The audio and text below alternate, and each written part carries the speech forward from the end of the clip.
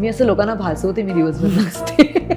ठहरावला मला ते तू थोडं शिकव. ठीक आहे ना, आता आम्ही अशीच करत आले, आता जाऊ दे, तुम्ही सोडून द्या मला. आम्ही 2-3 वर्षांनी भेटलो तरी आम्ही इतक्या बोलतो. तुला खरंच वाटतं मी एवढा विचार केला असेल का? मला लक्ष द्यायला लागलं, बापरे हे नाही जमत आहे आपल्याला. मला असं वाटतं तिथून मी शाळा हा ना चॅप्टर माझ्यासाठी पूर्ण बंद केला. तुझे जे आपण म्हणजे परफॉर्मन्सेस आम्ही जे बघतो सोशल मीडियावरती वगैरे, ते इतके एनर्जेटिक असतात ना फुलवाताई, म्हणजे मला ते बघून सुद्धा दमायला होतं कधी कधी. इतकी तू त्याच्यामध्ये उड्या मारत असतेस आणि तू गिरक्या घेत म्हणजे असतेस. मला ना ठहरावची सवय कमी आहे. म्हणजे दीपाली मला ठहरावला मला ते तू थोडं शिकव, कारण मी लहानपणापासून त्याचीच आहे. आणि कधीतरी मी हल्ली जरा थांबा शांतपणे करून मी एक आता मध्ये लावणी टाकली तर एका बाईने कमेंट टाकली, हा म्हणजे ह्यांना चक्र्यांशिवाय पण वेगळं काहीतरी करता येतं. मी म्हणलं हे मला आवडलं. म्हणलं हो, म्हणलं हा थोडं कंट्रोल. पण तो स्वभावच नसल्यामुळे ठीक आहे ना, आता आम्ही अशीच करत आले, आता जाऊ दे, तुम्ही सोडून द्या मला. असं पण मला ना हीच मजा वाटते, म्हणजे ह्या माझ्या समोरच्या खुर्चीवरती इतक्या वेगवेगळ्या व्यवसायातल्या ही तर गोष्ट झालीच, पण इतक्या वेगवेगळ्या प्रवृत्तीच्या स्त्रिया असतात ना. एखादीकडे तो ठहराव असतो, एखादी तुझ्यासारखी असते. ती मेघना आली होती, मेघना एरंडे. मेघना एरंडे म्हणजे लहानपणात एकत्रच्या वाढलं. म्हणजे ती पडली नाही फक्त खुर्चीवरनं खाली, एवढाच. नाहीतर म्हणजे ती इतकी उत्साहाने लग्नात नाचले मी, अप्सरा त्यामुळे ती शेवटी त्या त्या व्यक्तीचा तो पिंड लाईक मेघना बरोबर तू नावच घेतेस म्हणून आम्ही खूप चांगल्या मैत्रिणी, पण आम्ही भेटत नाही कधी. आम्ही 2-3 वर्षांनी भेटलो तरी आम्ही इतक्या बोलतो, म्हणजे जसं की आम्ही रेग्युलर भेटतो. तर मला असं हे अगेन कनेक्शन की ज्याला मला वाटत नाही तुम्ही तुमची पत काय, तुमची जात काय, तुम्ही किती वर्षाचे आहात, तुम्ही आयुष्यात काय केलंय, ह्यापेक्षाही मला असं वाटतं ते जे एक माणसाने माणसाची, मला ते कनेक्ट खूप आवडतात. मी हल्ली नवीन जिमला जाते, तिथे मला वेगळा ग्रुप झालाय. I love talking to them. अगं पण तू आता दिवसभर एवढा नाचतेस तरी तू परत नंतर जिमला का जातेस? मी असं लोकांना भासवते मी दिवसभर नसते. मी काम, माझा अजून एक बिंग आर्टिस्ट, मला जोपर्यंत काम येत नाही ना समोर, तोपर्यंत मी काय नाचायला जाते. हे सगळं सोड, रील बिल ठीक आहे.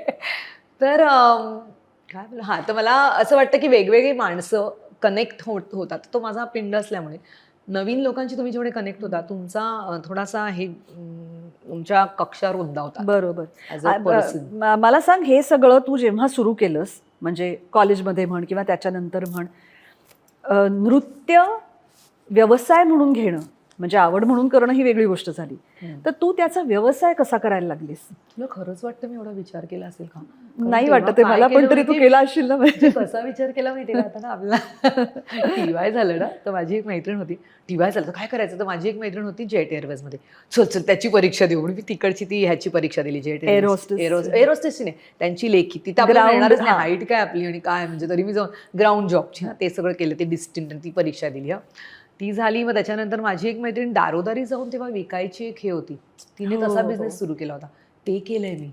आणि ते करताना एक बँकेची एक्झाम दिली. माझे काका बिका आले होते तर बँकेचं हे कर, मला लक्ष द्यायला लागलं, बापरे हे नाही जमत आहे आपल्याला, म्हणजे दिस इज नॉट मी. आणि मला त्या मुलीबरोबर जी तो व्यवसाय करत होती तिच्याबरोबर बोललेलं एक आठवते वाक्य, मी एक जवळजवळ 4-5 महिने केलं आणि त्यातनं क्विक पैसे मिळायचे गं, आणि ते महत्त्वाचे होते तेव्हा. तो एक आनंद मिळायचा. पण मला असं ना कुठेतरी हरवत चालल्याचा फील येतो ना. आणि मी तेव्हा अगदीच 20 वर्षाची असेल, 20. आणि तो काळ असतो. आणि मी तेव्हा जस्ट मला वाटतं शाळा कॉलेज, तो मधला पिरियड होता सगळा, कॉलेज करून काय व्हॉटेवर आठवत नाही मला.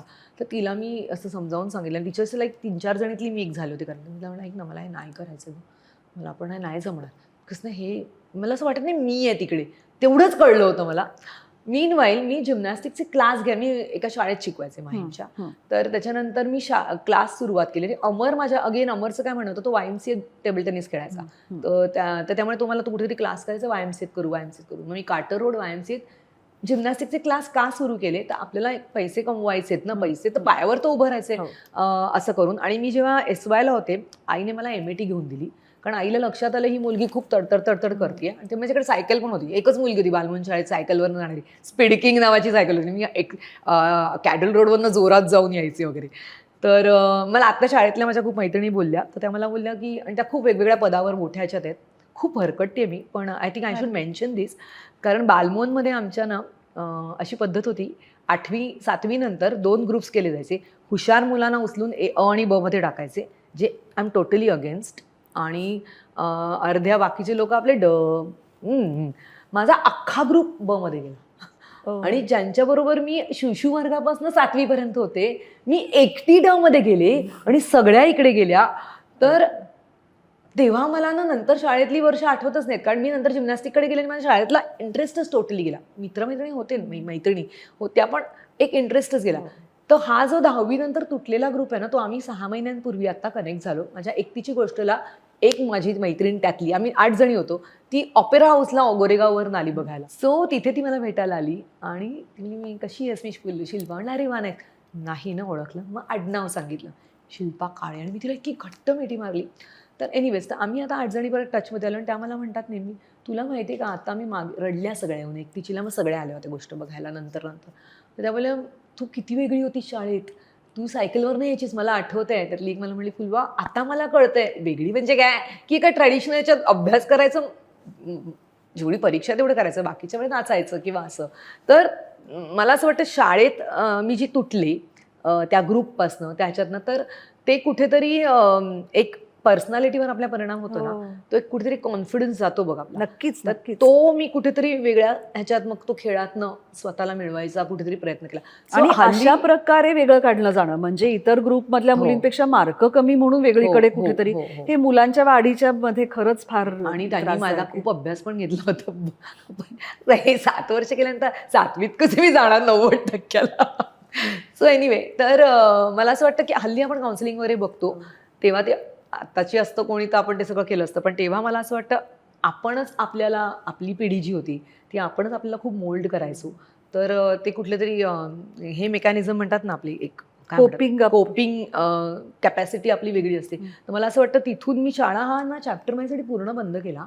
आणि पूर्ण बंद म्हणजे एकदा मला काही वर्षांनी फुलवा खामकर नटरंग झाल्यानंतर मला बोलावलं होतं शाळेत, काही शाळेतल्या जुन्या ह्याच्याबरोबर. मला काही बोलताच येईना गं, कारण मला जेवढी कॉलेजबद्दल अटॅचमेंट आहे, जेवढी समर्थबद्दल आहे, व्यायामशाळेबद्दल, मला शाळेत ती अटॅचमेंटच नाही राहिली. मला जाणवलं, माझं खूप कमी ठेवलं मग त्यांनी. कारण त्याच्यात मी बोलता बोलता हे पण सांगितलं होतं ना की असं झालं आणि मग मला खूप वाईट वाटलं. कुठला प्रोग्राम पण मला विद्यार्थी होती तेव्हा, विद्यामावशी होती, विद्या पटकर ती पण तेव्हा होती. सो हे का बोलत होतो का आपण, तुला आठवते का?